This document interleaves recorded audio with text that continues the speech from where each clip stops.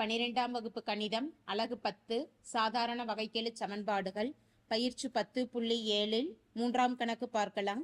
dy by dx plus y by x சமம் sin x என்ற முதல் வரிசை நேரியல் வகைக்கெழு சமன்பாட்டிற்கான தீர்வு காண்க என கேட்கப்பட்டுள்ளது.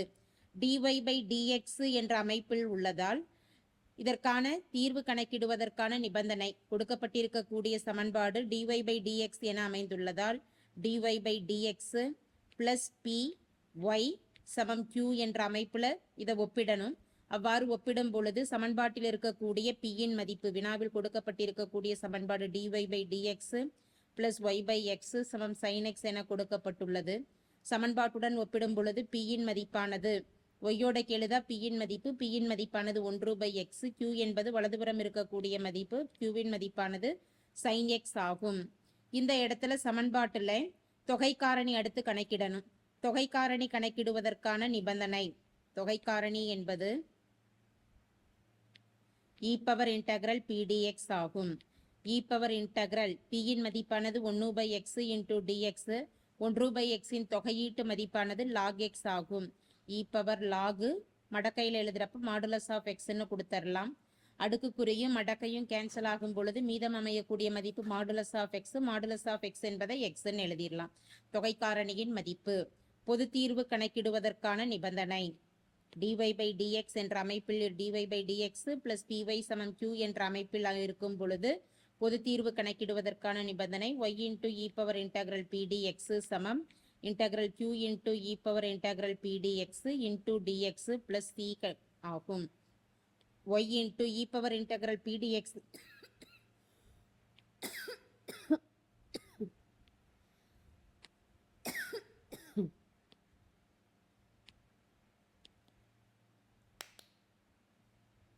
y into e power integral pdx என்ற தொகை காரணியின் மதிப்பானது x என கிடைத்துள்ளது. x என பிரதியிடுறோம். இன்டகிரல் q வின் மதிப்பு q என்பது sin x, e power integral pdx இன் மதிப்பானது x into dx plus c. இதை பெருக்கும் பொழுது xy equal to வலதுபுறம் தொகை காரணியில் x sin x ன்னு எழுதிடலாம் into dx plus c. பகுதி வகையிடலை பயன்படுத்தி இதை தொகைப்படுத்தும் பொழுது u என்பது அதாவது எந்த சூத்திரத்துடன் ஒப்பிடுறோம்னா integral u dv equal to பகுதி தொகையிடலை பயன்படுத்துகிறோம். uv minus integral v du என்பது நிபந்தனை ஆகும். இதில் u என்பது வகைப்படுத்தும் பொழுது முடியக்கூடிய சார்பை 0 வரக்கூடிய சார்பை u ஆகவும் திரும்ப திரும்ப கண்டினியூ ஆகிட்டு இருக்கக்கூடிய சார்பை dx ஆகவும் அதாவது dv ஆகவும் எடுக்கணும். எனவே u என்பது x, dv என்பது sin x dx, மீதம் இருக்கக்கூடிய மதிப்புகள் sin x dx dvன்னு எடுக்கலாம். இந்த dvயை இருபுறமும் தொகைப்படுத்துறோம்னா வகையீடு தொகையீடு கேன்சல் ஆகிட்டு v இன் மதிப்பு தெரியும். uவை xஐ பொறுத்து வகைப்படுத்துகிறோம். du by dx xஐ பொறுத்து வகைப்படுத்தும் பொழுது 1. எனவே du என்பது எதற்கு சமம்னா dx வலதுபுறம் கொண்டு போகிறப்ப dxன்னு எழுதலாம். dvயை தொகைப்படுத்தும் பொழுது வகையீடு தொகையீடு கேன்சல் ஆக போக vன்னு கிடைக்கும். இன்டகிரல் sin x இன் மதிப்பானது minus cos x, integral minus sin x இன் தொகையீட்டு மதிப்பு minus cos X.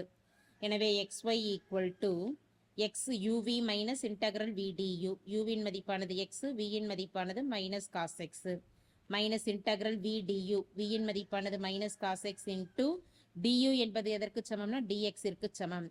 xy equal to minus x cos x minus into minus என்ன கிடைக்குன்னா ப்ளஸ்ன்னு அமையும். Integral cos x into dx. இப்போ xy equal to minus x cos x, cos எக்ஸின் தொகையீட்டு மதிப்பானது sin x ஆகும் ப்ளஸ் sin x. தொகையீடு முடிக்கும் பொழுது ஒரு மாறிலி மதிப்பை கூட்டிக்கலாம், ப்ளஸ் c என்பது மாறிலி ஆகும். xy equal to minus x cos x ஆனது இடதுபுறம் வரப்போ ப்ளஸ்ன்னு ஆகும், ப்ளஸ் எக்ஸ் காஸ் எக்ஸ். வலதுபுற மதிப்பு sin x இடதுபுறம் வரப்போ minus sin x equal to மாறிலி மதிப்பு c என்பதை எழுதலாம். இது தேவையான தீர்வாகும்.